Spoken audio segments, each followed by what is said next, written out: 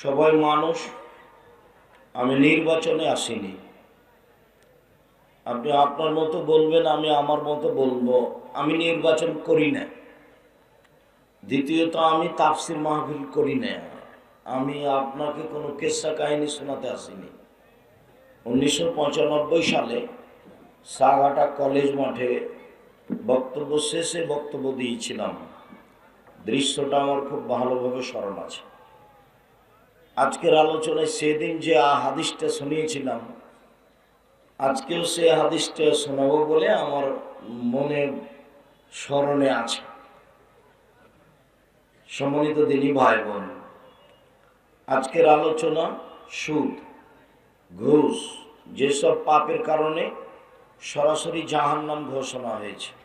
তবে সুদের পাপের ভাষা যেমন, অন্য কোনো পাপের ভাষা এরকম নয়।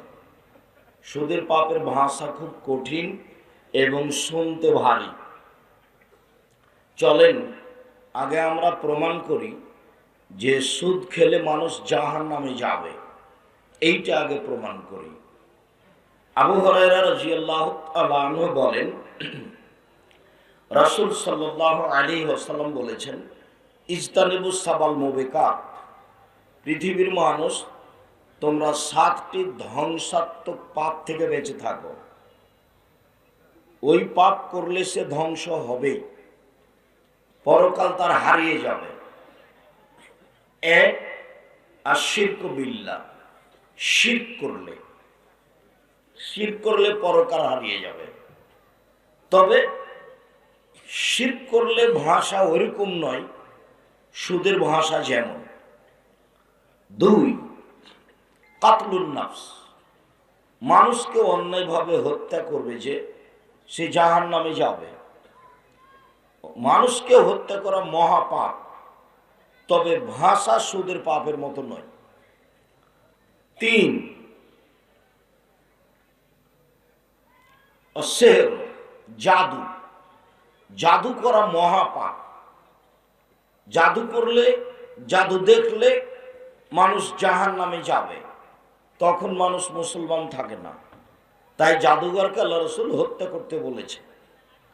জাদুর ফলাফল জাহান্নাম। তারপরে হলো আকলুর রিবা, সুদ খাওয়া, যেটা আজকে আমরা বলবো। তারপরে হলো আকলু মালিল ইয়তিম, এতিমের পয়সা খেয়ে নেওয়া, এইটার ফলাফল জাহান্নাম। যেসব পাপের ফলাফল জাহান্নাম, তার একটি বড় পাপ হলো সুদ। তবে সুদের পাপের ভাষা যেমন, অন্যান্য কোনো পাপের ভাষা তেমন নয়। সম্মানিত দ্বীনী ভাই বোন, যেখানে আল্লাহর নবী বলেছেন পাপের জগতে সবচেয়ে বড় পাপ 3টি, তার 1 নম্বর পাপ হলো শিরক, তবে ভাষা এমন নয়। 2 নম্বর পাপ হলো উকুকুল ওয়ালিদাইন, পিতামাতার অবাধ্য চলা। পিতামাতার অবাধ্য চললে মানুষ জাহান্নামে যাবে, তবে ভাষা এমন নয়। 3, শাহাদাতুজ জুর, মিথ্যা সাক্ষী দেওয়া। মিথ্যা সাক্ষী দেওয়া মহাপাপ। মিথ্যা সাক্ষীর কারণে গাইবান্ধা জেলে 15-20 বছর থেকে কত লোক আছে, ও নিজেও জানে না আমি কেন জেলে। জজ জানে না ঘটনা কি, উকিল জানে না ঘটনা কি। সাক্ষীকে 50,000 টাকা দেওয়া হয়েছে। সাক্ষী বলছে আমি 2 চোখে তাকে মারতে দেখেছি। যার ব্যাপারে বলছে সে সেদিন গাইবান্ধাতেই ছিল না। এর নাম মিথ্যা সাক্ষী। এখন যে জেলে আছে সে বলছে বুঝলাম না আমি কেন জেলে। জজও জানে না ঘটনা কি, উকিলও জানে না ঘটনা কি, জেলে যে আছে সেও জানে না ঘটনা কি। যে 1 নম্বর আসামি করেছে, মামলা তৈরি করেছে, শুধু সেই জানে। পাপের জগতে 3য় মহাপাপ মিথ্যা সাক্ষী দেওয়া। তবে ভাষা এমন নয়। ভাষাটা একবার একটু বলি, তারপরে ধারাবাহিকভাবে বলবো ইনশাআল্লাহ। একদা আল্লাহ রাসূল বলেন, মায়াকুল দিরহাম রিবা ওয়া আলাম আসাদ্দু মিন সিত্তাতি ওয়া সালাসিনা জিনিয়া। কেউ যদি জেনে শুনে 1 টাকা সুদ খায়, 36 বার জেনা করে যত পাপ হবে, 1 টাকা সুদ খেলে তার চেয়ে 1000 গুণ পাপ বেশি হবে। সুদের পাপকে জেনার সাথে লাগিয়ে দেওয়া হলো, অথচ জেনাই মহাপাপ। জেনাই মহাপাপ। জেনাই মহাপাপ এ বাক্যটা বলার আগে আগে যে কথাটা বলছিলাম সেটা একটু বলে নি, যে বাপ মায়ের অবাধ্য চললে মানুষ জাহান্নামে যাবে এ কথাই ঠিক, কিন্তু ভাষা এমন নয়। যেমন আব্দুল্লাহ ইবনে আমর বলেন, আল্লাহ রাসূল বলেছেন জাহান্নামে যাবে, জান্নাতে যাবে না। এক কোন বাপ মাকে মানে না, যে বাপ মাকে মানে না যে সে জাহান্নামে যাবে, কথা শেষ। ভাষা ওরকম নেই। দুই কম্মা, জুয়া খেলে যে, জুয়া খেলে যে সে জাহান্নামে যাবে। প্রত্যেক যেই খেলাতে টাকার হার জিত রয়েছে সেটাই হলো জুয়া। পৃথিবীর বিভিন্ন দেশে বিভিন্ন ধরনের খেলা হতে পারে, মনে রাখতে হবে প্রত্যেক যেই খেলাতে টাকার হার জিত থাকে সেটাই হলো জুয়া।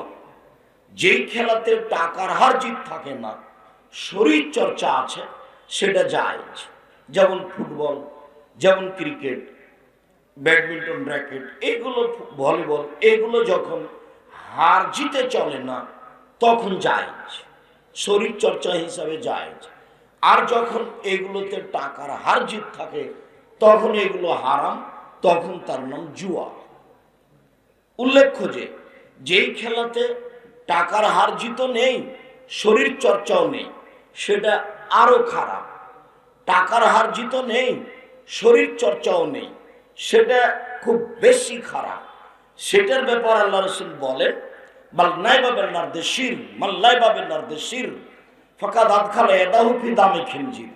কেউ যদি চৌসার, ছক্কা, লুডু, দাবা, পাঞ্জা, ক্যারাম বোর্ড, তাস, গেমস, এইসব ধরনের খেলায় অংশগ্রহণ করে যা বসে বসে চলে, যাতে সময় কাটানো হয়।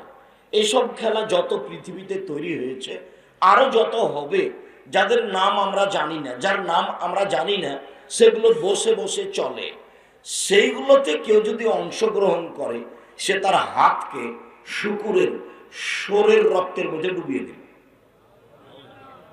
অন্য এক বর্ণনায় এসেছে ফাকাদ আসহাবাল কাসেম, কেউ যদি চৌসার, ছক্কা, লুডু, দাবা, পাঞ্জা, ক্যারাম বোর্ড, তাস, গেমস, এসব খেলায় অংশগ্রহণ করে, তাহলে সে তার হাতকে শুকুরের রক্তের মধ্যে ডুবিয়ে দিল এবং সে রাসূলের নাফরমানি করল। বর্তমানে সঙ্গে মুনাফিকি করো না তুমি, তোমাকে আমি খুব ভালোবাসি, এই কথাই ঠিক। আজকে বাড়িতে গিয়ে ক্যারাম বোর্ডটা ভেঙে ফেলবে আগে, তারপরে ঘুমায়ও। বক্তব্যটা মানা তোমার ভালো হবে, রেখে দিয়ে ঘুমালে তুমি মুনাফিক। তুমি আমার বক্তব্যের সাথে মুনাফিকি করেছো, যেটা আমি চাই না, যেটা আমি কোনোদিন চাইনি। তুমি এইভাবে বসে বসে খেলবা কেন? আর তোমার মায়ের স্বভাবের কথা বলি, তোমার মার কত ন্যাক্কারজনক, নোংরা, ঘৃণিত স্বভাব। তোমার মা তোমার ছোট ভাইয়ের হাতে মোবাইল দিয়ে ওকে গেমস খেলতে লাগিয়েছে, ও ব্যস্ত আছে, আর তোমার মা স্টার জালসা দেখে। এটা তোমার মা। তোমার মা হলো হস্তিনী মহিলা, এ না হলো হস্তিনী মহিলা। তোমার বাপের উচিত একে তালাক দেওয়া। আমি তালাক দিতে আদেশ করিনি, তবে পরামর্শ থাকছে। হিসাব ফলাফল এটাই। এমন মহিলা সংসারে কোনোদিন কল্যাণ আনতে পারে না। এর স্বভাব খারাপ, এর আচরণ, চালচলন, চরিত্র খারাপ। এ হস্তিনী মহিলা এ কি করে বাচ্চার হাতে মোবাইল দিয়ে গেমস খেলতে লাগিয়ে নিজে টিভিতে স্টার জালসা দেখে, আরো কিছু ল্যাংটা মেয়ে দেখে, নানান কিছু দেখে। এর লজ্জা বেঁচে খেয়েছে, এর কাছে সরম ইতস্তবোধ নেই, এর হিসাব নিকাশ নেই। এ আসলে মা নয়। হতে পারে যে সৎ মা, এ আসলে মা নয়, আর না হলে খালা। তোমাকে আরো একটা বলে দিচ্ছে, এই ছেলে, যদি আজ থেকে তুমি তোমার মায়ের স্বভাব এরকমটা দেখো, তাহলে তুমি তোমার মাকে খালা বলে ডাকিও। কেন? বলে দিয়ে যে আব্দুর রাজ্জাক বিন ইউসুফ বলে গেছেন আপনাকে খালা বলে ডাকতে। আপনি নাকি আমাদের খালা, আপনি নাকি আমাদের মা নন। কেন? যে আপনি তো আমাদের ছোট ভাইয়ের হাতে গেমস খেলা দিয়ে আপনি স্টার জলসা দেখেন, আপনি মা কি করে হলেন? মা কি এমন হয়? মা কি ছেলের অকল্যাণ চাই, তার নামই কি মা? মা কি ছেলের অকল্যাণ চাই, তার নামই কি মা? না তো, সে তো মা নয়। যে ছেলে মেয়ের কল্যাণ চাই সেই হলো মা। যদি চাই মাই জানে না মা কাকে বলে। বাপে বিবাহ দিয়েছে, স্বামীর কাছে গেছে, তাই বাচ্চা হয়ে গেছে, এই জন্য সে মা। তো এইরকম মা তো পাগলিও হতে পারে, যে রাস্তাঘাটে পড়ে আছে, তার কোনো হিসাব নিকাশ নাই, পশু প্রাণীর মতো। তোমার মা তো এমন নয়। সম্মানিত দিনী ভাই বোন, তোমাকে আরো একটু কথা এখানে বলে, সামনে আমার কথা থেকে গেল, তোমাকে এখানে আর একটু কথা বলে আমি আগাই। দুঃখিত, সবসময় সেই কথাটা বলতে হয়, নইলে আমি যে সত্য সত্যই তোমার মাকে খালা বলার জন্য বললাম, সৎমা বলার জন্য বললাম, আসলে তা বাস্তবায়ন হয় না। সে লক্ষ্যে আমি বলি, শোনো, এখন তোমার বোন বসে আছে, বক্তব্য শুনতে এসেছে। আব্দুর রাজ্জাক সাহেব এসেছে, চলো যাই বক্তব্য শুনে আসে। সারা সাঘাটাই প্রত্যেকটা বাড়িতে পুরুষ নারী ভর্তি হয়ে গেছে। সবাই এসেছে শ্বশুর বাড়ি, সবাই এসেছে মায়ের বাড়ি। বক্তব্য শোনার পরে চলো আগে খাওয়া দাওয়া করো, হইচই করো, ধুমধাম করো, এই তো হলো সম্মেলন। চলো যাই সাঘাটা বাপের বাড়ি যাই, চলো যাই সাঘাটা শ্বশুর বাড়ি যাই। আব্দুর রাজ্জাক বিন ইউসুফ এসেছেন, কিছু বক্তব্য শোনা হবে, না হয় গদই মদই করে কিছু বলা হবে। এইটাই কি তাই? আসলে কি তা দেখো তো, সত্যি কি তোমার মা এটা? আমি আগে তোমার মা কি না এটা প্রমাণ করার জন্য একটা বুখারী মুসলিমের হাদিস পেশ করি। তার আগে বলি, তোমার মায়ের নখ, তোমার বোনের নখটা বড়, দেখিও নখে নেইল পালিশ আছে। তোমার বোনের নখ বড় আর নখে নেইল পালিশ আছে। তুমি যদি না জেনে থাকো, তোমাকে লক্ষ্য করে বলছি এই জন্য যে তাহলে তোমার মনে থাকবে, তুমি কষ্ট পাবা যে আব্দুর রাজ্জাক সাহেব আমার বোনের ব্যাপারে আর আমার মায়ের ব্যাপারে এভাবে বলে গেছে। ইহুদি খ্রিস্টানদের পতিতালয়ের মেয়েদের বৈশিষ্ট্য হচ্ছে নখে নেইল পালিশ দেওয়া। ইহুদি খ্রিস্টানদের পতিতালয়ের মেয়েদের বৈশিষ্ট্য হচ্ছে নখ বড় করা, নখে নেইল পালিশ দেওয়া। না হলে আর ভাষা নিচু করে বলি, ইহুদি খ্রিস্টানদের বেশ্যালয়ের মেয়েদের বৈশিষ্ট্য হলো নখে নেইল পালিশ দেওয়া, নখ বড় করা। তা আমার মেয়ের নখ বড় থাকবে মানে?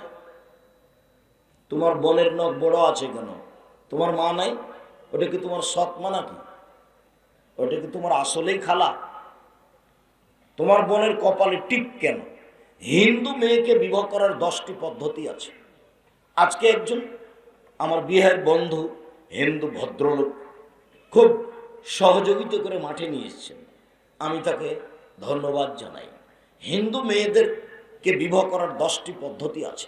তার একটি পদ্ধতি হচ্ছে রাক্ষসী বিবাহ। মেয়ের বাপ বিবাহ দিবে না, ছেলেটা জোর করে যদি কপালে টিপ দিতে পারে তাহলে বিবাহ হয়ে গেছে। এই বৈশিষ্ট্য হিন্দুদের পক্ষ থেকে এসেছে। তুমি মুসলিম, তোমার লজ্জা হয় না কেন? তুমি হিন্দু মেয়েকে চিনো, ওর নিজস্ব দাম আছে একটা।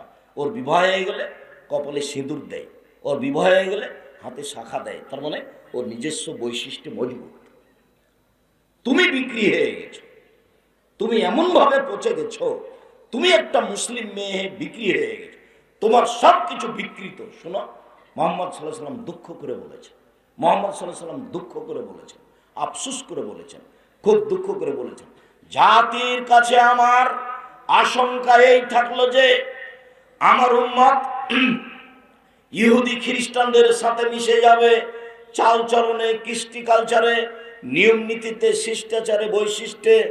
ডান হাতের বিঘত যেমন বাম হাতের সমান, ডান হাতের বিঘত যেমন বাম হাতের সমান, এইটা যেমন সমান সমান, আমার উম্মত ইহুদি খ্রিস্টানদের সাথে নিয়ম কানুনে, কৃষ্টি কালচারে, চাল চলনে, বৈশিষ্ট্যে মিলে যাবে তেমন। আবার বলছেন, শোনো, ডান পায়ের জুতা যেমন বাম পায়ের সমান, ডান পায়ের জুতা যেমন বাম পায়ের সমান, আমার উম্মত ইহুদি খ্রিস্টানদের সাথে চাল চলনে, নিয়ম নীতিতে মিলে যাবে তেমন। এটা আমার দুঃখ। ভাষা বলতে বলতে এবার নিচে নেমে গেলেন, এমন ভাষায় চলে গেলেন, বলছেন, শোনো, ইহুদি খ্রিস্টান যদি মায়ের সাথে জেনা করে থাকে, আমার উম্মত তাদের সাথে মিল দিতে গিয়ে আমার উম্মতও মায়ের সাথে জেনা করবে। তিনি এইভাবে বলতে লাগলেন। তাই তো দেখো, তোমার বোনটা স্কিন পায়জামা পরে আছে, গায়ের সাথে লেগে আছে, ও মুসলিম মেয়ে, ওটা তোমার মা? ছি, ওটা তোমার মাকে বলেছে? ওটা তোমার মা, ওটা তোমার খালা, ওটা তোমার সৎ মা। তোমার বাপ যদি এটা তার মা প্রমাণ করতে পারে, তুমি যদি প্রমাণ করতে পারো, আমি আব্দুর রাজ্জাক বিন ইউসুফ জাতির সামনে আর কোনোদিন বক্তব্য দিব না। তোমার মা এ কথাই ঠিক, এটা তোমার মা এ কথাই ঠিক, এটা তোমার মা হস্তিনী মা, এটা তোমার হস্তিনী মা, এ মা নয়, এই সংসার ধ্বংস করতে এসেছে। এই ছেলে, তোমার বোনটার পায়জামা এমন বড় ফাঁকা যে আর একটা মানুষ ঢুকবে। ও যখন এতে তোমার ওই রিক্সায় উঠে তখন হাঁটু পর্যন্ত খুলে যায়। হিন্দু মহিলাদের বৈশিষ্ট্য আছে। রবি ঠাকুরের মা গোসল করতে গেলে পালকিতে করে নিয়ে যেত, কে যেন না দেখে, নদীতে এইভাবে ডুবিয়ে নিয়ে চলে আসত। ওদের পরিবারে কেউ ছাদের উপরে যাবে না। আমাদের এগুলো এমন হলো কেন? আল্লাহর নবী আফসোস করে বলেছেন, এরা ইহুদি খ্রিস্টানদের সাথে মিশে যাবে। তোমার বোনের পায়জামাটা স্কিন এমন ভাবে গায়ের সাথে লেগে আছে, শরীরের উঁচু নিচু তো বোঝা যাচ্ছে, লজ্জা স্থানও বোঝা যাচ্ছে। এটা একটা মুসলিম মেয়ে পড়তে পারে কি করে? বলে যে এটা আমার বাপ। বলো দেখি, তোমার বাপ তো দেখতে পাই, তোমার মা তো দেখতে পায়, কেমনে চলে কিভাবে, এটা হয় কি করে? আমার উম্মত ইহুদি খ্রিস্টানদের সাথে মিশে যাবে। ডান পায়ের জুতা যেমন বাম পায়ের সমান, ডান হাতের বিঘত যেমন বাম হাতের সমান, আমার উম্মত তাদের সাথে মিশে যাবে। মিশতে মিশতে এমন ভাবে মিশবে যে ওরা যদি মায়ের সাথে জেনা করে থাকে, আমার উম্মত করবে। এই ছেলে, বলো তো দেখি, তোমার মাথার চুলটা উপরে বড় আছে, সব চাঁচার চতুর্দিক কেন? তুমি কখন ব্রাজিলের খেলোয়াড়ের মতো ইহুদি খ্রিস্টান হয়ে গেছে? তোমার চুল এটা তোমার মা দেখতে পায় না, তোমার বাপ দেখতে পায় না, এভাবে চুল ছেড়েছে কেন? তোমার গায়ে একটা গেঞ্জি আছে, পিছনে লেখা আছে 47, পিছনে লেখা আছে 10, ও দেখতে দেখতে নামাজ শেষ। আমি লন্ডন সফরে সাউথ হলে জুমার খুতবা দিয়ে নিচে নামছিলাম, তো দৌড়ি একটা লোক একটা তার ছেলে নিয়ে এসে আমাকে বলছে, একটু দোয়া করে দেন, একটু দোয়া করে দেন। তা আমি ছেলের মাথায় হাত দিতে দোয়া করতে দেখছি, মাথার চুলে বাম দিকে 3টে দাগ দেওয়া আছে এইভাবে। তা আমি মনে করলাম যে না, আর মা চুল ছেড়ে দিচ্ছিল, ছেলে কান্নাকাটি করছিল, সেই জন্য এরকম দাগ হয়ে গেছে। তো এবার নিচে নেমে যখন বাম দিকে রাস্তায় ঘুরেছি, তো চুল ছাড়ার সাইনবোর্ড দেওয়া আছে, তো ওইভাবে দাগ দেওয়া আছে, ইন্না লিল্লাহি ওয়া ইন্না ইলাইহি রাজিউন। আমি বললাম, এই দাগে আপনার ছেলের মাথায় দাগ, তাই না? তো হাসছে। দেখেন, লন্ডন উপার্জন করার জন্য এসেছি, আদর্শ বিক্রি করতে আসি। ইসলামে আদর্শের দাম আছে। নবীগণের বৈশিষ্ট্য 10টি, নবীগণের বৈশিষ্ট্য 10টি, এগুলোর নাম আদর্শ। 1, দাড়ি ছেড়ে দিতে হবে। 2, মোচ কেটে ফেলতে হবে, চাঁচা যাবে না। 3, পেশাব পায়খানার সময় পানি দিয়ে পবিত্রতা অর্জন করতে হবে। 4, নখ কেটে ফেলতে হবে। 5, বগলের লুম উঠিয়ে ফেলতে হবে, নারী পুরুষ একই হুকুম। 6, নিচের লুম পরিষ্কার করতে হবে, ঊর্ধ্বে টান 40 দিন, পুরুষ নারী একই হুকুম। এগুলো সব বৈশিষ্ট্য। তোমার মায়ের কথা বলি, কালকে তুমি খেয়াল করিও তো, তোমার মা যখন তোমার ছোট ভাইটাকে জামাটা পরায়, তখন কোন হাতটা আগে ঢোকায়? কোন হাত আগে ঢোকাবে? ডান হাত। ওই ছেলেটা বলছে বাম হাত, ওর মাকে ওভাবে দেখেছে। ডান হাতটা আগে ঢোকাবে, ডান পাটা আগে ঢোকাবে। তোমার মা যখন তোমার ছোট ভাইটাকে নিয়ে শুইবে, কোন কাতে শোয়াবে? ডান কাত। এর নাম শিষ্টাচার। প্রত্যেকটা হাদিসে আছে শিষ্টাচার। শিষ্টাচার কি জিনিস? 1 মিনিট। শিষ্টাচারের কথা বলে আবার ফিরে যাচ্ছি কথাই, মূল কথায় আছি যে 1 টাকা সুদ খেলে 36 বার জেনা করে যত পাপ হবে, 1 টাকা সুদ খেলে তার চেয়ে বেশি পাপ হবে, অথচ জেনা মহাপাপ। এইখানে আছে আমরা মূল কথার মধ্যে ঢুকে আমরা এভাবে আছি। এখন একটা জিনিস দেখাই, খালি কেন শিষ্টাচার, যেখানে সেখানে শিষ্টাচার, কথায় শিষ্টাচার। তো আগে ওই হাদিসটাই শোনাই যেটাতে সরাসরি তোমার আম্মাকে নিয়ে কথা হবে, চালাই এদিকে খেয়াল করো, এক খেয়ালে চেয়ে থাকবা, পাখি যেন তোমাকে মনে করে তুমি পাথর। আর যারা দাঁড়িয়ে আছেন আমি অনুরোধ করব, কষ্ট হলেও আপনি হাঁটাহাঁটি করবেন না। আমি জানি 10 মিনিট দাঁড়িয়ে থাকা যায় এক খেয়ালে, 20 মিনিট যায়, তারপরে আর যায় না, যার কারণে বসা ভালো। এরপরেও যদি আপনি দাঁড়িয়ে থাকেন খুব শক্ত হয়ে, একেবারে মজবুত হয়ে এক খেয়ালে চেয়ে থাকবেন, কষ্ট যতই হোক আমি আপনার জন্য এসেছি। আর আমি কথা বলবো, আপনি দোকানে গিয়ে চা খাবেন, গল্প করবেন, এত নোংরা ন্যাক্কারজনক জঘন্য কাজ আপনি করিয়েন না। আপনাকে আমি মানুষ মনে করি, আপনাকে আমি গরু ছাগল মনে করি না। বুঝে না ওরা, অন্তর আছে বুঝে না, দেখেও দেখে না ওরা, চক্ষু আছে দেখে না, শুনেও শুনে না ওরা, কান আছে শোনে না। উলাইকা কালানাম, তারা পশু প্রাণীর মতো, তারা গরু ছাগলের মতো, তারা কুকুর শ্রীগালের মতো, বালু মজাল, বরং তার চেয়ে খারাপ। আল্লাহ মানুষকে কুকুর শ্রীগালের চেয়ে খারাপ বলছে। 10 কিলোমিটার, 20 কিলোমিটার, 30 কিলোমিটার, 50 কিলোমিটার থেকে মানুষ এসে সামনে বসে আছে, আর আপনি 4 স্টলে বসে আছেন। মানে আপনার একটু লজ্জা হয় না কেন? আপনার একটু শরম হয় না কেন? আপনার একটু হায়া হয় না কেন? আপনার একটু ইতস্তবোধ হয় না কেন?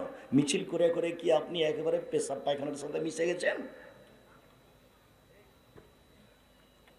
আপনি ওখানে থাকবেন কেন? আমি আব্দুর রাজ্জাক বিন ইউসুফ 90 সাল থেকে মাঠে আছি। সাঘাটা কলেজ মাঠে বক্তব্য দিয়েছিলাম 1995 সালে। দীর্ঘ 34 বছর আমি কোনোদিন অপ্রয়োজনীয় বাক্য বলিনি। দীর্ঘ 34 বছর আমি কোনোদিন কেসা কাহিনী বলিনি।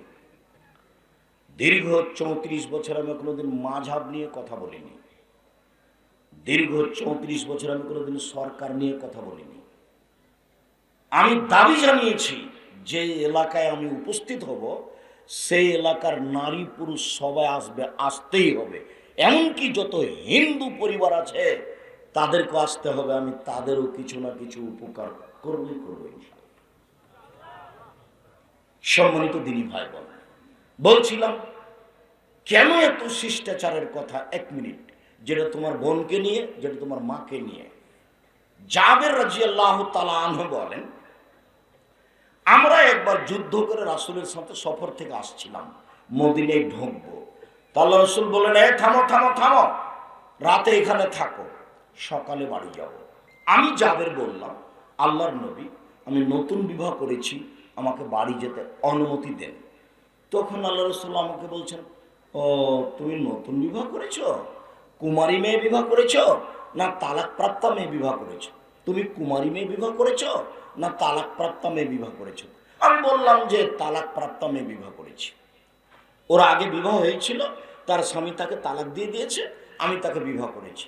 তো আল্লাহ রাসূল আমাকে বলছেন, আরে হাল্লা বিক্রিন তুলাই বোকা, তুমি কুমারী মেয়ে কেন বিবাহ করলে না? তুমি তার সাথে খেলতেও, তোমার সাথে খেলতো। আরে তুমি কুমারী মেয়ে কেন বিবাহ করলে না? তুমি তার সাথে খেলতেও, তোমার সাথে খেলতো। আরে তুমি কুমারী মেয়ে কেন বিবাহ করলে না? তুমি তার সাথে খেলতেও, তোমার সাথে খেলতো। আল্লাহ রাসূল এইটা বললেন। এবার দেখি জাবের কি বলেন। জাবের রাদিয়াল্লাহু তাআলা বলছেন, আল্লাহ নবী শোনেন, আমার আব্বা উহুদের যুদ্ধে শহীদ হয়েছেন 9 জন মেয়ে রেখে। আমার 9 জন বোন আছে। আমার বোনদের সমবয়সের, কম বয়সের মেয়েকে আমি বিবাহ করা পছন্দ করিনি 4টা কারণে। আমার আব্বা উহুদের যুদ্ধে শহীদ হয়েছেন 9 জন মেয়ে রেখে, আমার 9 জন বোন আছে। আকরাহান উজাবেজা মিসলাহুন না, তাদের বয়সের, কম বয়সের মেয়েকে আমি বিবাহ করা পছন্দ করিনি 4টা কারণে। আল্লাহ নবী শোনেন, আমার আব্বা উহুদের যুদ্ধে শহীদ হয়েছেন 9 জন মেয়ে রেখে, আমার 9টা বোন আছে, আমার 9টা বোনের দিকে লক্ষ্য করে আমি কম বয়সের মেয়েকে বিবাহ করা পছন্দ করিনি। এক, লে তুয়াল্লে মাহন্না, আমার স্ত্রী আমার বোনদেরকে বিদ্যা শিখিয়ে দিবে। 2, অলে তুয়াদ দেবাহন্না, আমার স্ত্রী আমার বোনদেরকে শিষ্টাচার শিখাবে। 3, অলে তুরাজ্জেলাহন্না, আমার স্ত্রী আমার বোনদের মাথার চুল চিরুনি করে সাজগোজ করে রাখবে। 4, বলে তাকুমা আলাইহিন্না, আমার স্ত্রী আমার বোনদের উপরে পাহারা দিবে। এবার তুমি বলো, এখন তোমার বোনটা এখানে বসে আছে ফ্যাশন বোরকা পরে, তুমি বলো যে আমার মা আছে, বলো তোমার মা কি পাহারা দেয়, বলো দেখি। তোমার বোনটা এখানে মাথায় কাপড় না দিয়ে শীতের দিনে বসে আছে, আর সামনের দিক চুল ছোট করে আছে, আর পায়ে উঁচু স্যান্ডেল পরে আছে নিজেকে লম্বা দেখানোর জন্য। এটা প্রতারণা। আবার দাঁত ছিলে চিকন করে রেখেছে, ভুরু তুলে চিকন করে রেখেছে, যেটা টোটালি হারাম, সম্পূর্ণরূপে হারাম। বলো যে তোমার মা আছে, এই ছেলে বলো যে আমার মা আছে। তুমি বলবে খালা কেমন আছেন, বলবেন খালা আসসালামু আলাইকুম, আপনি নাকি হস্তিনী মা, এই কথাই বলবে তুমি। এই ছেলে, এই কথাই বলবে তুমি। তোমার মায়ের লজ্জা হওয়া উচিত। তোমার মা এই পরিবারকে ধ্বংস করেছে, এই কথাই ঠিক। রাসূল সাল্লাল্লাহু আলাইহি সাল্লাম সরাসরি তোমার বাপ আর তোমার মা দুইজনকে দায়ী করেছেন। সরকার পরে, সরকার দেশ চালায়, আর তোমার বাপ মা এই বাড়ি চালায়। মুহাম্মদ সাল্লাল্লাহু আলাইহি সাল্লাম তোমার মাকে আর তোমার বাপকে এই পরিবারের দায়িত্ব দিয়েছেন। 1 মিনিট শোনো, এদিকে দেখো।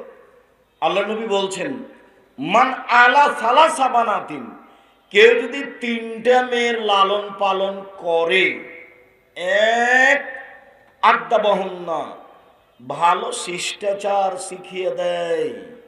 শিষ্টাচার কি জিনিস? শিষ্টাচার কি খাওয়ার জিনিস? 2, সাকাহুন্না, তার খানা পানির ব্যবস্থা করে। 3, তাসাহুন্না, তাকে কাপড় চোপড় পরায়। কুন্না লাহু ইয়াউমাল কিয়ামা হিজাবান মিনান নারে, তাহলে এই 3টে মেয়ে বিচারের মাঠে জাহান্নাম এবং বাপের মাঝে অন্তরাল হবে। ওইদিকে থাকবে জাহান্নাম, আর এইদিকে থাকবে বাপ, আর মধ্যে থাকবে মেয়েরা। মেয়েরা বলবে আমার বাপকে আগে জান্নাতে দেন, তারপরে কথা। মেয়েরা কোথায় আছে? মাঝখানে। আমি এই কথা বলিনি, এই কথা মুহাম্মদ সাল্লাল্লাহু আলাইহি ওয়াসাল্লাম বলেছে। তার 1 নম্বরে কথা আছে, ওই বাপ মেয়েকে শিষ্টাচার শিখিয়ে দিয়েছে। শিষ্টাচার কি জিনিস গো? শিষ্টাচার কি খাওয়ার জিনিস নাকি? শিষ্টাচার কি জিনিস? শিষ্টাচার হলো আদব কায়দা। এই যে তোমার বোনটা ফ্যাশন বোরকা এসেছে, এটা শিষ্টাচার নয়। এই যে ভুরু তুলে এসেছে, এটা শিষ্টাচার নয়। এই যে দাঁত ছিলে চিকন করেছে, এটা শিষ্টাচার নয়। এই যে উঁচু স্যান্ডেল পরে নিজেকে লম্বা দেখাচ্ছে, এটা শিষ্টাচার নয়। এই যে স্কিন পায়জামা পরে আছে, এটা শিষ্টাচার নয়। এই যে সামনের চুল ছোট করেছে, এটা শিষ্টাচার নয়। এই যে আঁটো সাঁটো বোরকা পরে আছে, এটা শিষ্টাচার নয়। এগুলো সব শিষ্টাচার বিরোধী। আল্লাহর নবী এই শিষ্টাচারের কথা বলেছেন, তাহলে সে বাপ জান্নাতে, বাপ জান্নাত যাবে। এইসব নীতি হচ্ছে ইহুদি খ্রিস্টানদের নীতি।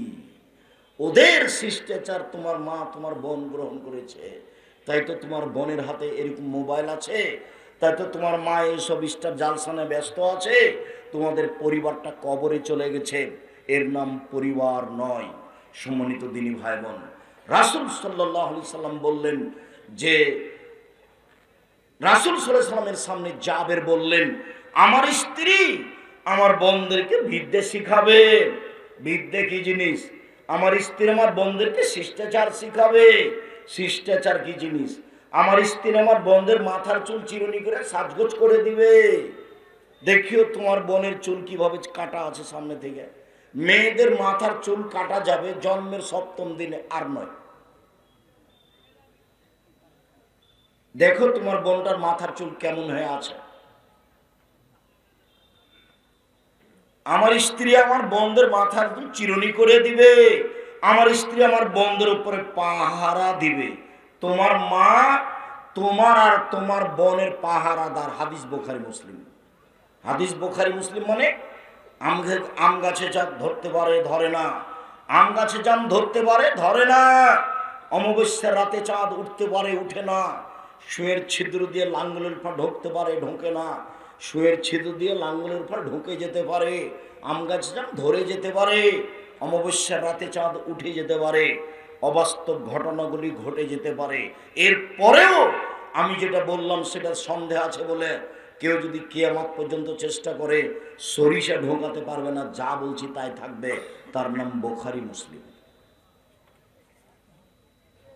যা বলছি সেটাই থাকবে, তার নাম শিষ্টাচার।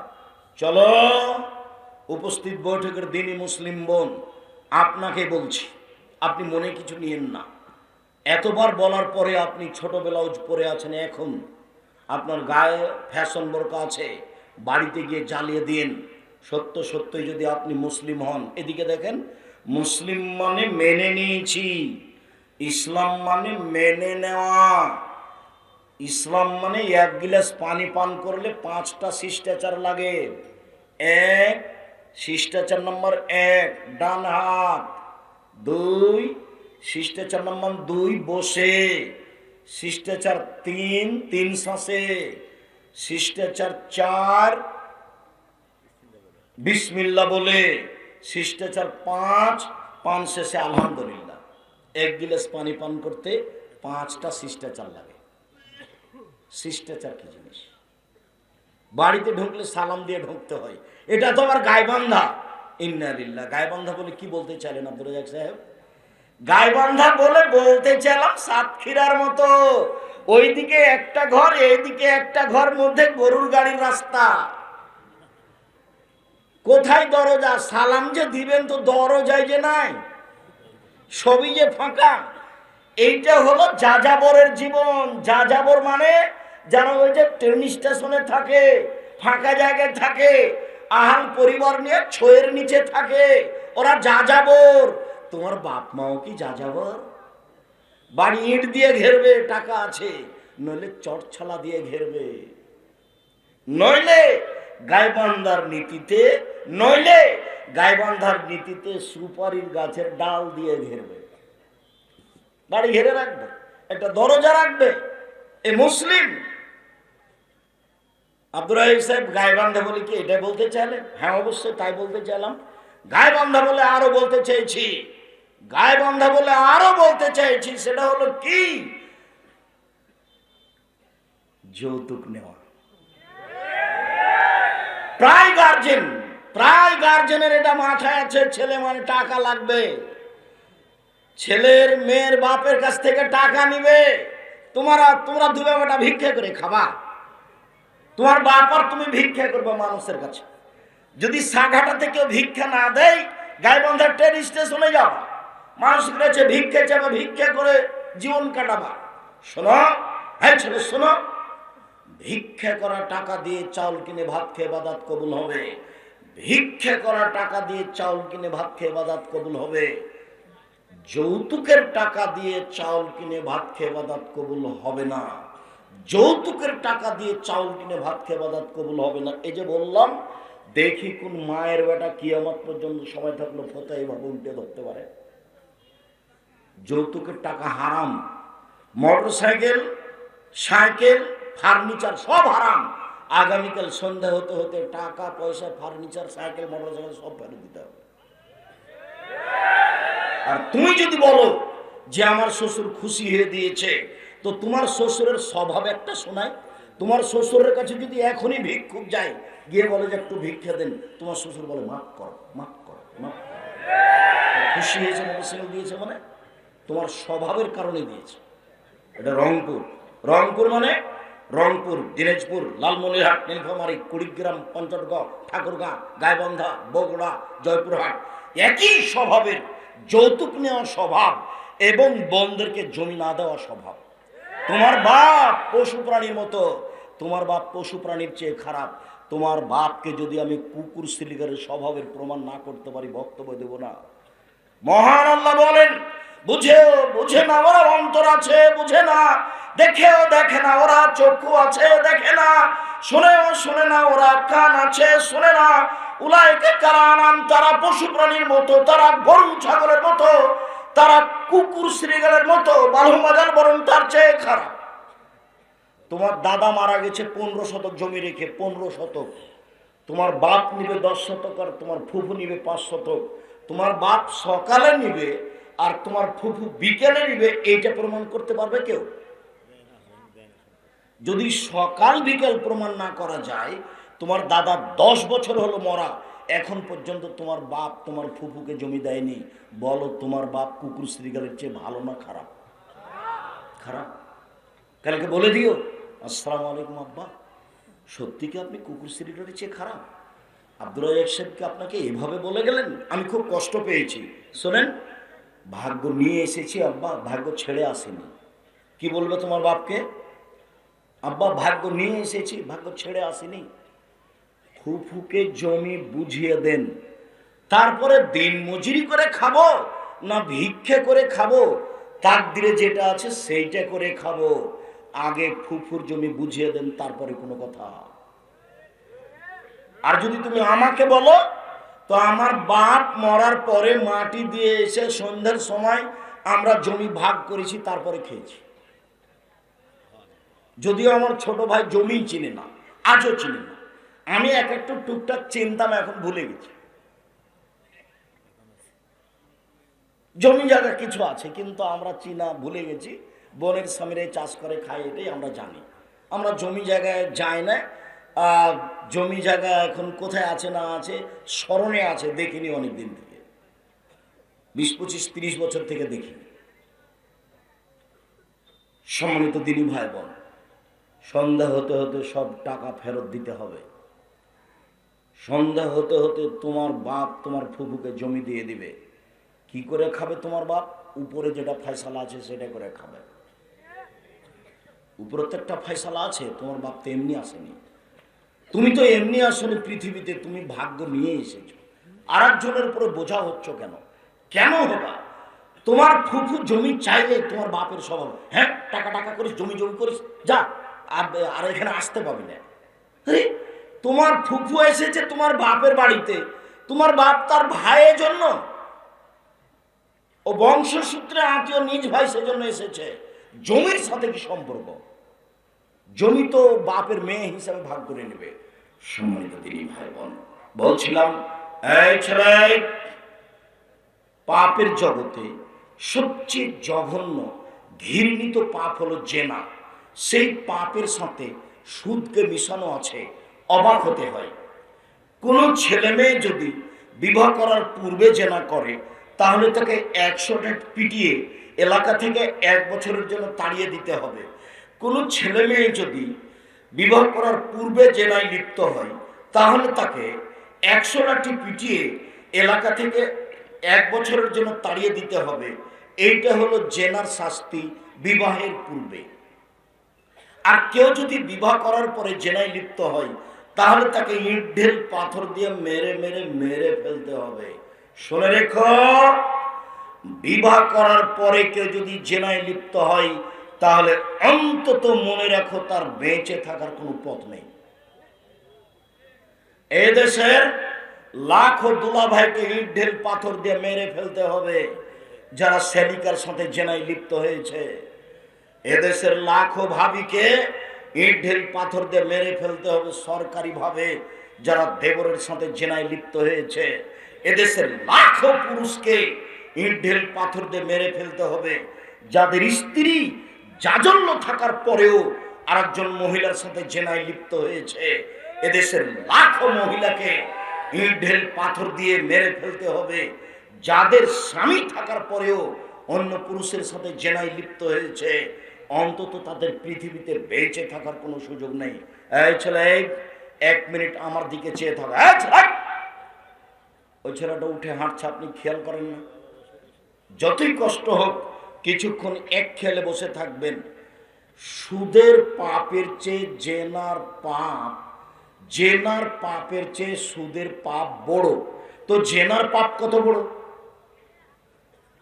জেনার পাপের চেয়ে সুদের পাপ বড়, জেনার পাপের চেয়ে সুদের পাপ বড়। তো জেনার পাপ কত বড় সেটা 1 মিনিট বলি। জেনার পাপ কত বড়? বিবাহ করার পরে তার বেঁচে থাকার কোনো সুযোগ নেই। 3 শ্রেণীর মানুষকে হত্যা করতে হয়, তাহাজ্জুদ পড়লেও, হজ করলেও, পরহেজগার হলেও, খাঁটি মুসলমান। 3 শ্রেণীর মানুষকে হত্যা করতে হয় সরকারিভাবে। তবে 2 জনের বাঁচার পথ আছে। এক, কেউ যদি বলে আমি কোরআন মাজিদ মানি না, তাহলে সে মোরতাদ, তাকে হত্যা করতে হবে। সরকারিভাবে ফাঁসির মঞ্চে নিয়ে যাওয়া হয়েছে, ফাঁস গলায় দেওয়া হয়েছে, টান টান হবে। তখন বলছে ভুলেছে ভুলেছে ভুলেছে। আর কোরআন মাজিদ আল্লাহর বিধান, কোরআন মাজিদ আল্লাহর বিধান, তাকে ফাঁসি থেকে নামিয়ে নিতে হবে, তার ফাঁসি হবে না। 2, কেসাস। আপনি আমাকে হত্যা করেছেন, আমার বাবা আপনাকে হত্যা করে নিবে, এর নাম কেসাস। তো আপনাকে ফাঁসির মঞ্চে নিয়ে যাওয়া হয়েছে, ফাঁস গলায় দেওয়া হয়েছে, কিন্তু আমার বাপ মা একবারে চিল্লাচিল্লি শুরু করে দিয়েছে, না না না না, আমরা মাফ করে দিলাম, আমরা মাফ করে দিলাম, আমরা কেসাস নিব না, আমরা মাফ করে দিলাম। তখন তোমাকে ফাঁসির মঞ্চ থেকে নামিয়ে নিতে হবে, পাপ ছিল হত্যার যোগ্য। 3, বিবাহ করার পরে কেউ যদি জেনায় লিপ্ত হয় তাহলে তার ফাঁসি হবে, তাকে বাঁচানোর পৃথিবীতে কোনো পথ নেই। 1 মিনিট এদিকে দেখো, 1 মিনিট। যা তেমরা তুমি গ্রামে দিয়ে, গ্রামের সম্প্রদায়ের একজন মহিলা আসলো নবীর কাছে, এসে বলছে আল্লাহ রাসূল তাহেরনি, আমাকে পবিত্র করুন। এটা তার কথা। আল্লাহ রাসূল বলছেন ইরজি, বাড়ি ফিরে যাও, আস্তাগফিরুল্লাহ, আল্লাহর নিকটে তওবা ক্ষমা চাও, অতুবি ইলাইহি, তুমি আল্লাহর কাছে তওবা করো, তোমার পাপ ক্ষমা হয়ে যাবে। তখন মহিলা বলছে আতুরাদাদুনি কামার আদাতা মাইজুন মালিক, ও আপনি মাইজুন মালিককে যেভাবে ফিরিয়ে দিয়েছিলেন সেভাবে আপনি ফিরিয়ে দিতে চাচ্ছেন। অনা হবলা মিনাচ্ছে না, আমার পেট উঁচু হয়েছে অবৈধ সন্তানে, আমার বিচার করে দেন, আমি ফিরে যাব না। তখন আল্লাহ রাসূল বলছেন আচ্ছা ঠিক আছে, ইরজাই হাত্তা তালেদি, তুমি বাড়ি চলে যাও, যেদিন তোমার বাচ্চা হবে আসিও, বিচার করে দেব। মহিলা চলে গেল, সবে মাত্র বাচ্চা প্রসব হয়েছে। মুসলিম গ্রন্থে এসেছে যে তাকে ন্যাকড়াতে জড়িয়ে নিয়ে রাসূলের দরবারে উপস্থিত, এ দেখেন বাচ্চা প্রসব হয়েছে, বিচার করে দেন। তখন আল্লাহ রাসূল দেখে বলছেন আচ্ছা ঠিক আছে, ইরজাই ফারজি হে, ফিরে যাও, বাচ্চাকে দুধ খাওয়াও, হাত্তা তাপ্ত মিহে, যেদিন বাচ্চা দুধ ছেড়ে দিবে সেদিন এসে বিচার করে দিব। মহিলা চলে গেল, বাচ্চাকে 2 বছর দুধ খাওয়ালো, 2 বছর পরে বিচারালয়ে উপস্থিত, বাচ্চার হাতে 1 টুকরা রুটি রয়েছে, এই রুটি প্রমাণ করে বাচ্চা খাদ্য খেতে পারে। মুসলিমিনা, আল্লাহ নবী বাচ্চাটাকে একজন মুসলমানের হাতে দিলেন, বললেন যাও তুমি এ বাচ্চা লালন পালন করো, সঙ্গী সাথী এই সব বেহা তোমরা একে নিয়ে যাও, অফিরুল্লাহ সাদরিহা, মাঠে নিয়ে গিয়ে গর্ত খুঁড়ে বুক পর্যন্ত মাটিতে পুঁতে দাও, ফারজেমুহা, এরপর চতুর্দিক থেকে ইট ঢেল পাথর দিয়ে মেরে মেরে মেরে ফেলো। সাহাবীগণ তাকে মাঠে নিয়ে গেলেন। খালিদ বিন ওয়ালিদ বলছেন তাকে বুক পর্যন্ত মাটিতে পুঁতে দিয়ে চতুর্দিক থেকে ইট ঢেল পাথর মারতে লাগলাম। খালিদ বিন ওয়ালিদ বলছেন আমি একটা পাথর তার মুখের উপরে মারলাম, যে খালিদ পাথরটা মুখে লেগে মুখ ফেটে রক্ত ছিটে খালিদের গায়ে লাগলো। খালিদ গালিতে বলছিলেন ছিছি, একজন জেনাকারিনী মহিলার গায়ের রক্ত আমার গায়ে লাগলো। এইভাবে তিনি গালি দিয়ে বসলেন। আল্লাহ রাসূল বললেন মারনা খালিদ, খালিদ থামো, তুমি গালি দিও না, লাকাত তাবাত তাওবাতান না তাবা সাহেব মাকসিল্লাহ গফিরা লাহু, এই মহিলা এত তোবা করেছে, এত ক্ষমা ভিক্ষে চেয়েছে, এরকম তোবা যদি বড় থেকে বড় পাপী করে তবু তার পাপ ক্ষমা করা হবে। খালিদ একে গালি দিও না। শুধু তাই নয়, এর তোবা যদি মদিনার লোকে সবাকে বন্টন করে দেওয়া হয় তাহলে সবার পাপ ক্ষমা হয়ে যাবে। খালিদ তুমি একে গালি দিও না। আল্লাহর নবী এই কথা বললেন, কাফন দাফন করলেন, গোসল দিলেন, জানাজা করলেন। তার মানে স্পষ্ট প্রমাণ করলেন এই মহিলার পাপ ক্ষমা হয়ে গেছে। পৃথিবীর সবচেয়ে বড় মানুষ তিনি। তিনি বুঝতে পারলেন মহিলার পাপ ক্ষমা হয়ে গেছে, কিন্তু তিনি বলতে পারলেন না যাও তোমার বিচার হবে না, মাফ করে দিলাম। তার মানে এই মাফ করে দেওয়ার ক্ষমতা মানুষের হাতে নেই। উপর থেকে ফয়সালা।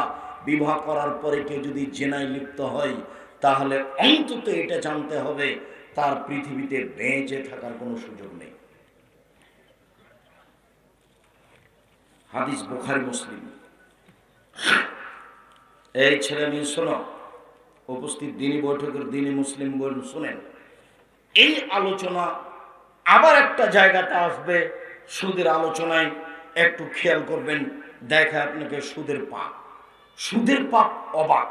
রাসূল সাল্লাল্লাহু আলাইহি সাল্লাম বলেন, আর রিবা সাবুনা জুজান, সুদের পাপের 70টি ভাগ রয়েছে। ছোট ভাগ হলো মার সাথে জেনা করলে যেমন পাপ হয়, ছোট থেকে বড়, বড় থেকে ছোট। সুদের পাপের 70টি ভাগ রয়েছে, ছোট থেকে বড়, বড় থেকে ছোট। সুদের পাপের সবচেয়ে ছোট পাপ হলো মায়ের সাথে জেনা করলে যেমন পাপ হয়। এমন কোনো পাপ নাই দুনিয়াতে যেটা জেনার সাথে লাগানো আছে, যেটা মায়ের সাথে জেনা করার সাথে লাগানো আছে। অবাক পাপ সুদের পাপ। যেই পাপ মায়ের সাথে জেনা করার সাথে লাগানো আছে, জেনার সাথে লাগানো আছে, দুঃখিত, আগামীকাল সন্ধ্যা হতে হতে ব্যাংকিং যত লেনদেন আছে, তোমার মা যত কিস্তি তুলেছে সব বন্ধ করতে হবে। তোমার মা যদি কিস্তি বন্ধ না করে, প্রথমে বলেছি তোমার মা আসলে মুসলিম মহিলা নয়, আসলে একজন হস্তিনী মহিলা। এ দিয়ে সংসার করা ঠিক হবে না। 24 ঘন্টার মধ্যে সুদের লেনদেন বন্ধ করতে হবে। মহান আল্লাহ নাকাজ করেছেন। আমার দিকে চেয়ে থাকুন। মানুষ যদি সুদ খায় তাহলে নিঃস্ব হয়ে যাবে। মানুষ যদি সুদ খায় টাকা কমে যাবে। মানুষ যদি সুদ খায় মানুষ ভিক্ষুক হবে। দেখেন আল্লাহ বলেন, আল্লাহ বলেন ইয়ামহাকুল্লাহুর রিবা ইউরবি সাদাকাত, সুদ মানুষের টাকাকে কমিয়ে দেয়, দান মানুষের টাকাকে বেশি করে দেয়। এই কথা আল্লাহ বলেন। এই ছেলে বসো। ওই ছেলেটা পরিবেশ নষ্ট করছে, আপনি খেয়াল করছেন না কেন? একটা বাক্যের মূল্য 1 কোটি টাকা, আপনাকে এইটা হিসাব করতে হবে। সুদ মানুষের টাকাকে কমিয়ে দেয় আর দান মানুষের টাকাকে বেশি করে দেয়, কথা আল্লাহ বলছেন। এবার আল্লাহর নবী কি বলছেন শোনাই। আল্লাহর নবী বলছেন যে ইন্নার রিবা ওয়াইন কাসরা ফাইনা আকিবাতুহু কাল্লিন, সুদ যদিও বাহ্যিকভাবে বাড়ে, সুদ যদিও বাহ্যিকভাবে বাড়ে, শেষ পরিণতি নিঃস্ব, শেষ পরিণতি নিঃস্ব। আল্লাহ বলছেন সুদ খেলে টাকা কমে যায়, আল্লাহর নবী বলছেন সুদ খেলে মানুষ নিঃস্ব হয়। আমি আব্দুর রাজ্জাক বিন ইউসুফ কোরআন এবং হাদিসকে সামনে রেখে বলছি, সুদ খেলে মানুষ ভিক্ষুক হবে, আজ হোক আর কাল হোক। হয় সে ভিক্ষে করে খাবে, না হয় তার ছেলে ভিক্ষে করে খাবে, না হয় তার নাতি ভিক্ষে করে খাবে। তাকে ভিক্ষুক হতেই হবে, আজ হোক আর কাল হোক। এই টাকা থাকবে না। সুদ খেলে দেশের টাকা 2-1 জনের হাতে চলে যায়। সুদ খেলে পৃথিবীর টাকা 2-1টা দেশে চলে যায়। বাকি দেশগুলি দেউলিয়া হয়ে যায়, বাকি লোকগুলি নিঃস্ব হয়ে যায়। এটাই হলো সুদের ফলাফল। সুদ কাকে বলে? 1 মিনিট। জানেন আব্দুল্লাহ এই দেশের মাটিতে দেশ জুড়ে মক্তব চালু করব, তার পদক্ষেপ নিয়ে দিন রাত সময় কাটাচ্ছে। আব্দুল্লাহর একদিন বক্তব্যে শুনলাম, সেদিন আমি বুঝতে পেরেছিলাম আসলে সুদ কি জিনিস। বক্তব্যে বলছে টাকার নিজস্ব গতিতে টাকাকে চলতে দিতে হবে। টাকার নিজস্ব গতি হলো ওকে বিনিময়ে ব্যবহার করতে হবে, তাহলে সমাজ শান্তি পাবে। যদি টাকাকে নিজস্ব গতিতে ব্যবহার না করা হয় তাহলে সমাজে অশান্তি নেমে আসবে, মানুষ দরিদ্র হয়ে যাবে। টাকার নিজস্ব গতি কি? বিনিময়ে ব্যবহার হওয়া। এই যে একটা মগ নিলাম, বিনিময়ে টাকা দিলাম, এর নাম হচ্ছে টাকার নিজস্ব গতি। এই ছেলে, বক্তব্য সব ভুলে গেলে এই কথাটা মনে রাখবা। টাকার নিজস্ব গতি হলো ওকে কিসে ব্যবহার হতে হবে? বিনিময়ে। আবার বলো, টাকার নিজস্ব গতি কি? ওকে বিনিময়ে ব্যবহার হতে হবে। টিস্যু বক্সটা নিয়েছি, বিনিময়ে কি দিয়েছি? টাকা দিয়েছি। এটা হলো টাকার নিজস্ব গতি। আর যখন টাকা দিয়ে টাকা নিব তখন এটার নিজস্ব গতি হবে না, এটা টাকার উপরে জুলুম করা হবে। তখন আর মানুষ ভালো থাকবে না, শান্তিতে থাকবে না, সবাই সব কিছু হারিয়ে দিবে। প্রশ্নের উত্তর হবে না, প্রশ্ন উত্তর দেখতে হবে না, আর আপনারা আপোষে কথা বলতে পাবেন না। প্রশ্নগুলো রেখে দিন, প্রশ্নের উত্তর নেই। এই ছেলে, বলো তো দেখি, টাকার নিজস্ব গতি কি? বিনিময়ে ব্যবহার হয়। এই কথাটাই মনে নিয়ে যাবা, এই কথাটাই মনে রাখবা। টাকার নিজস্ব গতি কি? বিনিময়ে ব্যবহার হতে হবে, ওকে ব্যবহার করতে হবে তাকে। আর যদি টাকা দিয়ে যদি আমি টাকা নিই তাহলে কি টাকা নিজস্ব গতিতে ব্যবহার হলো না, ওর উপরে জুলুম করা হলো। তখন মানুষ গরিব হয়ে যাবে। টাকা দিয়ে টাকা নেওয়াই হলো সুদ। টাকাকে নিজস্ব গতিতে ব্যবহার হতে না দেওয়াই হলো সুদ। টাকাকে নিজস্ব গতিতে ব্যবহার না হতে দেওয়াই হচ্ছে সুদ। টাকার নিজস্ব গতি হলো বিনিময়ে ব্যবহার হবে। মহান আল্লাহ বলেন, তারা বলেছিল ইন্নামাল বায়উ মিসলুর রিবা, সুদ হচ্ছে ব্যবসার মতো। সুদে টাকা বাড়ে, ব্যবসাতেও টাকা বাড়ে। সুদে টাকা বাড়ে, ব্যবসাতেও টাকা বাড়ে। ইহুদি খ্রিস্টান যখন এই কথা বলল তখন আল্লাহ তাআলা বললেন, পৃথিবীর মানুষ মনে রেখো, আহলাল্লাহুল বাইয়া ওয়া হাররামার রিবা, সুদ চিরদিনের জন্য হারাম, ব্যবসা চিরদিনের জন্য হালাল। সুদ চিরদিনের জন্য হারাম, ব্যবসা চিরদিনের জন্য হালাল। শুধু তাই নয়, শুধু তাই নয়, আল্লাহ রাসূল বলছেন, তাজেরা সাদেক এখনো ইয়াউমাল কিয়ামা মা শুহাদা ওয়া সিদ্দিকুল আম্বিয়া, সত্যবাদী ব্যবসায়ী বিচার মাঠে নবীগণের সাথে থাকবেন। সত্যবাদী ব্যবসায়ী বিচার মাঠে কাদের সাথে থাকবে? নবীগণের সাথে। আর সুদখোর জাহান্নামে যাবে। যে সুদ খায় তার উপরে অভিশাপ, যে সুদ দেয় তার উপরে অভিশাপ, যে সুদের অঙ্ক লিখে তার উপরে অভিশাপ, যে সুদের উপরে সাক্ষী থাকে তার উপরে অভিশাপ। সবাই সমান, সবাই সমান, সবাই সমান। বাংলাদেশে নেই, বাংলাদেশে এমন কোনো ইন্স্যুরেন্স নেই যেটা সুদ মুক্ত। অতএব আপনাকে এতে থেকে বেঁচে থাকতে হবে, এ কথাই ঠিক। দিন রাত আল্লাহ নবী বলতেন, আউযু বিকা মিনাল মাকসামি ওয়াল মাগরাম, হে আল্লাহ, তোমার কাছে বাঁচতে চাই বড় পাপ হতে, তোমার কাছে বাঁচতে চাই ঋণ কর্য হতে, তোমার কাছে বাঁচতে চাই বড় পাপ হতে, তোমার কাছে বাঁচতে চাই ঋণ কর্য হতে, তোমার কাছে বাঁচতে চাই বড় পাপ হতে, তোমার কাছে বাঁচতে চাই ঋণ কর্য হতে। ব্যাংকে লোন নিয়ে বাড়ি করতে হবে না, ব্যাংকে লোন নিয়ে ব্যবসা বাণিজ্য করতে হবে না। 24 ঘন্টার মধ্যে এই ব্যবসা বাণিজ্য থেকে ফিরে আসতে হবে, লোন ফেরত দিতে হবে। যে ঋণ নিয়েছে তার জানাজা হবে না। 1 মিনিট, আল্লাহ রাসূল বলছেন, এই শোনো, এর ঋণ আছে? জি আছে। তাহলে আমি গেলাম।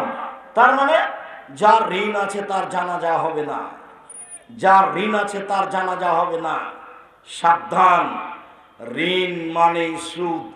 এদেশে ব্যাংকে ঋণ মানে সুদ। ব্যাংকে লোন নিয়ে বাড়ি গাড়ি করিয়েন না।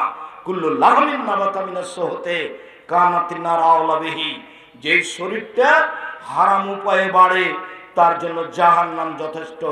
যে শরীর হারাম উপায়ে বাড়ে তার জন্য জাহান্নাম যথেষ্ট। এইবার সুদের পাপ দেখাতে গিয়ে লম্বা হাদিসটা আপনার সামনে পেশ করছি, আমার দিকে খেয়াল করেন, এক খেয়ালে চেয়ে থাকবেন। হাদিস মূল এবারত না পড়ে আমি শুধু আপনাকে বাংলা শোনাই।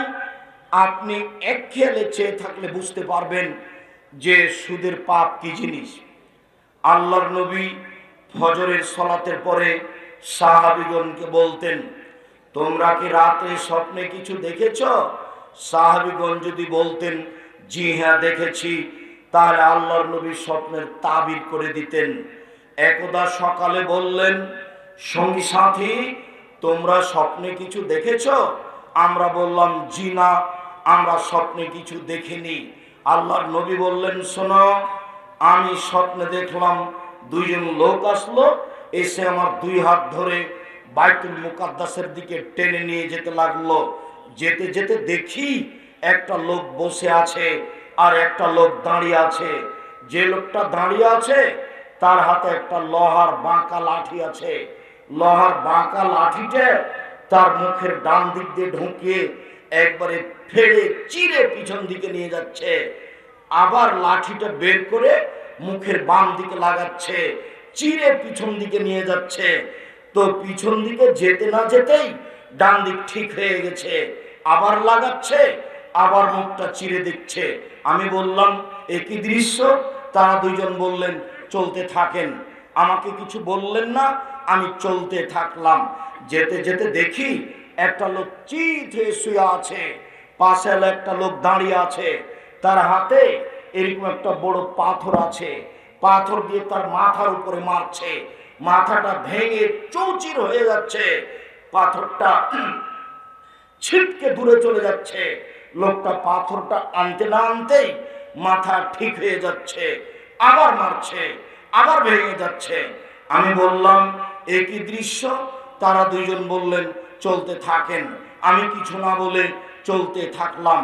আস্তে আস্তে দেখি একটা গর্ত, উপরের দিক সংকীর্ণ, নিচের দিক প্রশস্ত, তন্দুরি চুলার মতো ধাঁধা ধাঁধা করে আগুন জ্বলছে। দেখি মহিলা পুরুষ উলঙ্গ অবস্থায় জমা ধরে আছে, ধাঁধা ধাঁধা করে উপরে চলে যাচ্ছে।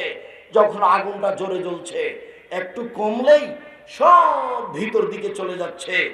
দেখি পুরুষ এবং নারী উলঙ্গ হয়ে জমা ধরে আছে, আগুনে জ্বলছে। আমি বললাম ইন্না লিল্লাহ, একই দৃশ্য, তোমরা একটু বলো একই ঘটনা। তারা দুইজন বললেন চলতে থাকেন। আমি কিছু না বলে চলতে থাকলাম। যেতে যেতে দেখি একটা রক্তের নদী, নদীতে পানি নেই, শুধু রক্ত আর রক্ত। পাশে একটা লোক দাঁড়িয়ে আছে, তার হাতে একটা পাথর আছে।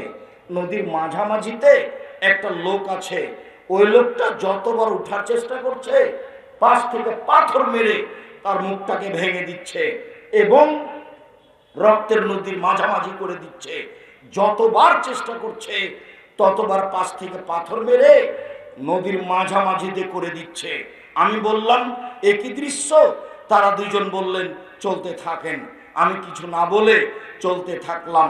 যেতে যেতে দেখি একটা সবুজ অনেক বড় বাগান, দেখি একটা অনেক বড় গাছ, গাছের পাশে একজন বৃদ্ধ মানুষ বসে আছেন, সামনে কতগুলি বাচ্চা ছেলে আছে। দেখি পাশে একটা লোক লোহার লাঠি হাতে নিয়ে আছে, আগুনকে উত্তেজিত করছে।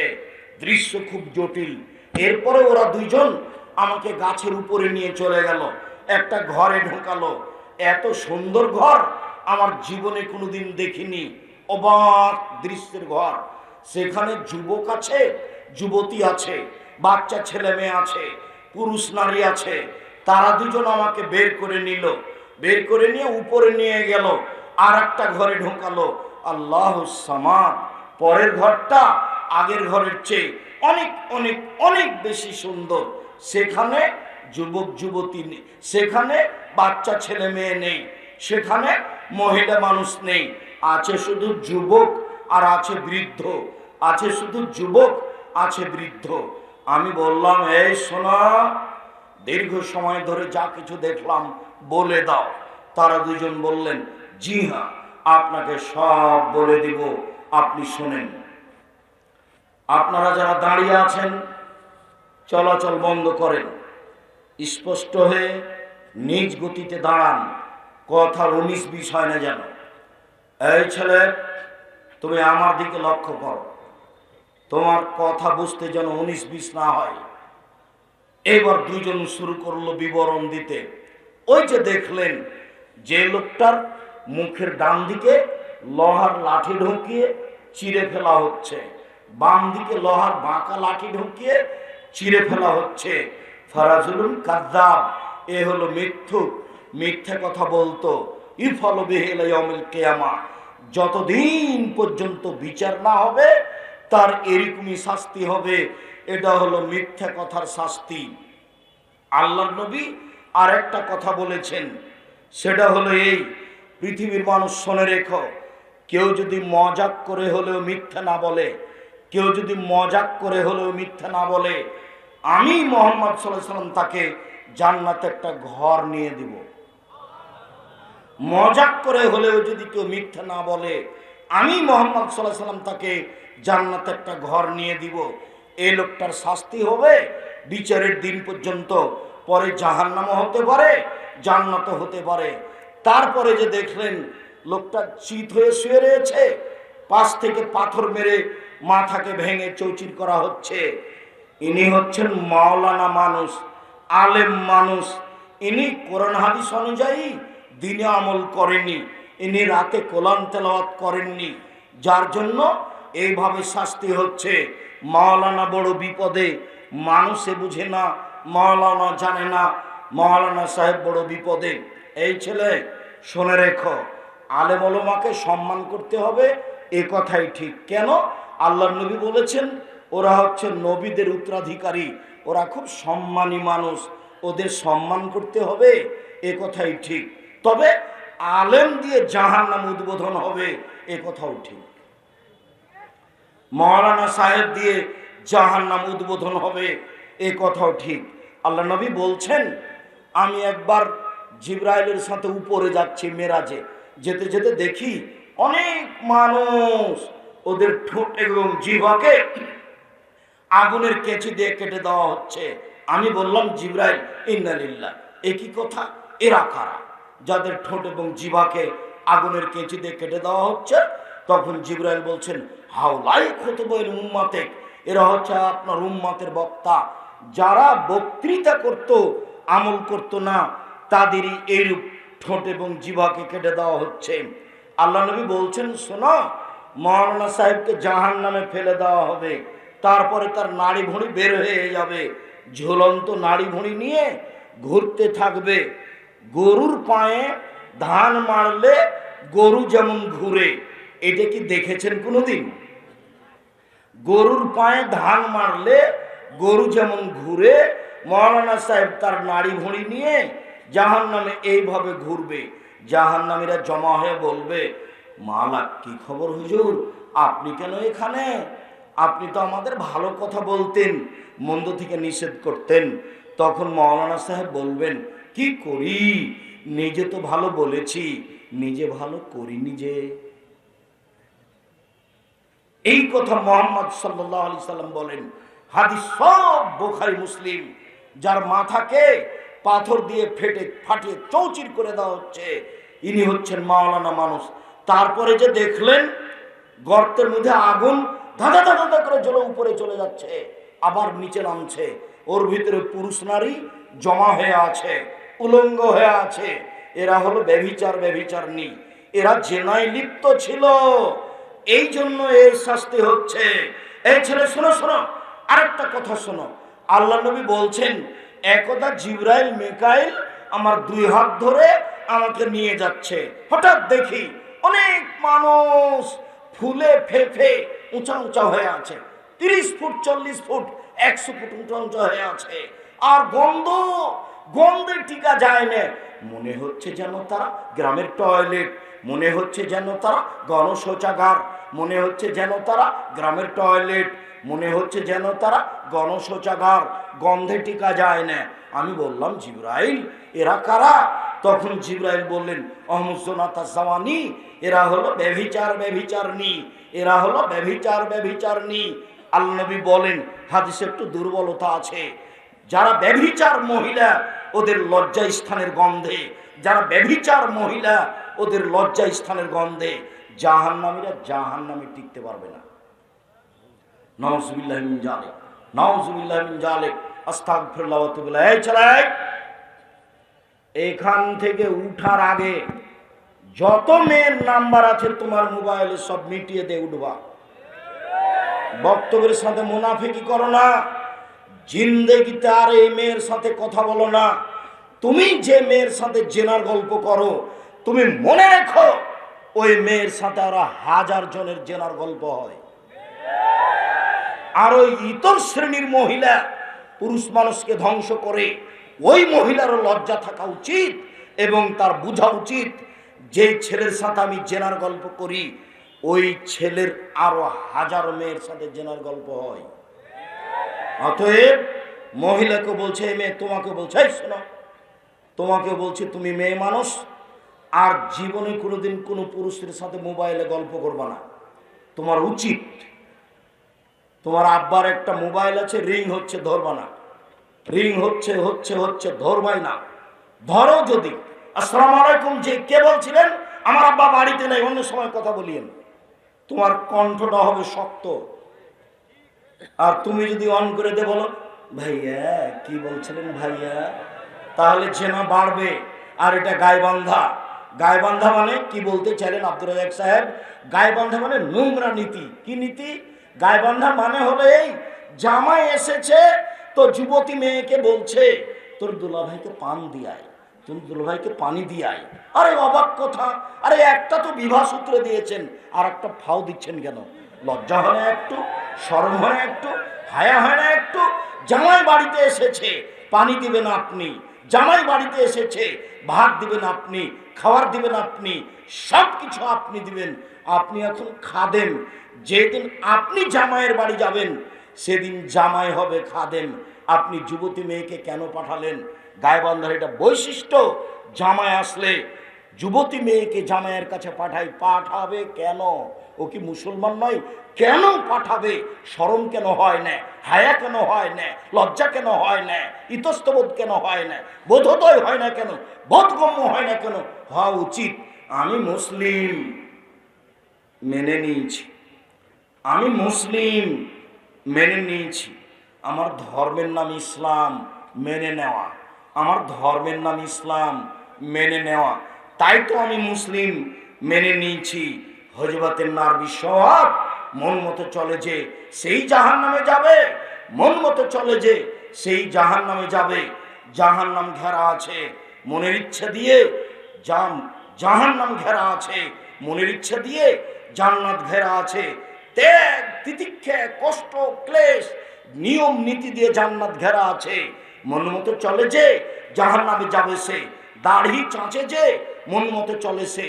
দাড়ি ছোট করে যে মন মতো চলে সে। প্যান্ট টাকনু নিচে পরে যে মন মতো চলে সে। মন মতো চলে যে জাহান্নামে যাবে সে। সুদ খায় যে মন মতো চলে সে।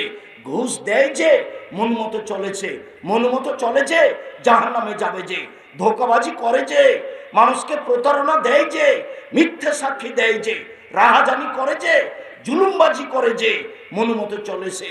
মন মতো চলে যে জাহান্নামে যাবে সে। দোকানে বসে আড্ডা পিটে, মাথায় টুপি দিয়ে ল্যাংটা মেয়ে দেখে, আনন্দ ফুর্তি করে। দোকানে বসে আর একজনের বদনাম গিবাত করে। বদনাম গিবাত করে যে মন মতো চলেছে। মন মতো চলে যে জাহান্নামে যাবে সে। সম্মানিত দিনী ভাই বোন, জেরা মহাপাপ। তারপরে যে আপনি দেখলেন লোকটা রক্তের নদীতে পড়ে আছে, এ হলো সুদখোর। যে সুদ খাবে তাকে রক্তের নদীতে ফেলে দিয়ে তার মাথাকে পাথর দিয়ে ভেঙে চৌচির করা হবে। কেউ যদি 1 টাকা সুদ খায়, 36 বার জেনা করে যত পাপ হবে, 1 টাকা সুদ খেলে তার চেয়ে বেশি পাপ হবে। 2, কেউ যদি সুদ খায়, সুদের পাপের ছোট ভাগ হলো মার সাথে জেনা করলে যেমন পাপ হয়। 3, কেউ যদি সুদ খায় তাহলে তাকে রক্তের নদীতে ফেলে দিয়ে পাশ থেকে পাথর বেড়ে তার মুখকে ভেঙে চৌচির করা হবে। সুদ মহাপাপ, ফলাফল জাহান্নাম। 24 ঘন্টার মধ্যে সুদের লেনদেন বন্ধ করে এখান থেকে ফিরে আসতে হবে। কিস্তি বন্ধ করতে হবে জরুরি ভিত্তিতে। সারা সাঘাটা থানা, গাইবান্ধা জেলা, সারা উত্তরবঙ্গের জনগণকে সারা পৃথিবীর বাঙালিকে বলে গেলাম জাতির উদ্দেশ্যে, পৃথিবীর দ্বীনি মুসলিম ভাই বোন, বাংলা ভাষায় যারা বক্তব্য শুনে থাকেন তাদের কাছে জোরালো দাবি থাকলো 24 ঘন্টার মধ্যে এরকম ন্যাক্কারজনক নোংরা পাপ বন্ধ করুন, আপনার ফলাফল ভালো হবে ইনশাআল্লাহ, আপনি সহজে জান্নাত যেতে পারবেন ইনশাআল্লাহ। শুনেন, ওই যে গাছের পাশে বৃদ্ধ মানুষ বসে আছেন, উনি হলেন জিবরাইল। পাশে লোকটা আগুনকে উত্তেজিত করছে, উনি হচ্ছেন জাহান্নামের মালিক। আমি যে ডান হাত ধরে আছি আমি হচ্ছে জিবরাইল, ইনি যে বাম হাত ধরে আছেন ইনি হচ্ছে মেকাইল। ওই যে উপর দিকে দেখেন একটা ঘর, এটা আপনার ঘর, তাহলে তোমরা ছেড়ে দাও আমি ঘরে ঢুকি। জি না, আপনার বয়স এখনো বাকি আছে, যেদিন আপনার বয়স শেষ হয়ে যাবে আপনি এই ঘরে ঢুকবেন। হাদিসটি বুখারী থেকে শোনাচ্ছিলাম। সম্মানিত দিনী ভাই বোন, আমার মনে বড় স্বাদ, এ দেশের মাটিতে আমি উন্নত মানের প্রতিষ্ঠান গড়বই ইনশাআল্লাহ, যেখানে ছেলে মেয়ে বাংলা ইংরেজি উন্নত মানের শিক্ষা অর্জন করে জাতির অন্যায়ের বিরুদ্ধে লড়বে, মুখে কলমে মিডিয়ায় লড়বে ইনশাআল্লাহ। মুখে আছি, মিডিয়া সামনে আছে, কলম সাথে আছে। জাতিকে কলমে ফাঁকি দিনি, জাতিকে মুখে ফাঁকি দিনি, জাতিকে মিডিয়ায় ফাঁকি দিনি। জাতির যদি রাস্তাঘাট করে দিতে না পারি, জাতির যদি স্কুল কলেজ করে দিতে না পারি, জাতিকে চূড়ান্ত সঠিক ধর্ম দিতে পারবো ইনশাআল্লাহ। আপনাদের জামিয়া সালাফে 5000 ছেলে মেয়ে পড়াশোনা করে, 410 জন এতিম আছে, 300 জন শিক্ষক শিক্ষিকা আছেন, 32 লক্ষ টাকা মাসে বেতন লাগে। দেশের সর্ববৃহৎ সর্বোচ্চ প্রতিষ্ঠান জামিয়া সালাফে রূপগঞ্জ নারায়ণগঞ্জে মার্চের 7-8 সম্মেলন আছে। নিজের প্রতিষ্ঠান হিসাবে, নিজস্ব প্রতিষ্ঠান হিসাবে যাবেন, যথাযথভাবে সম্মান করার চেষ্টা করা হবে। সেখানে একটা মসজিদ তৈরি হচ্ছে 200 শতক জমির উপরে, 6 বিঘা জমির উপরে, যার একতলাতে 10,000 মানুষ সালাত আদায় করতে পারবে। সকল দিনী ভাই বোনকে জামিয়া সালাফিয়ার সার্বিক কাজে অংশগ্রহণ করার অনুরোধ জানিয়ে, সম্মেলনে যাওয়ার অনুরোধ জানিয়ে, ডান পাশে যেসব বই পুস্তকগুলি আছে বিশেষভাবে আব্দুল্লাহর দেশ জুড়ে মক্তব চালু করতে হবে। তারই আপনার সিলেবাস, আদর্শ শিক্ষা এবং কায়দা উসমানী, কেবল লাভবান কেবল ক্ষতিগ্রস্ত, আদর্শ নারী আদর্শ পরিবার, বিশেষভাবে জামিয়া সালাফিয়ার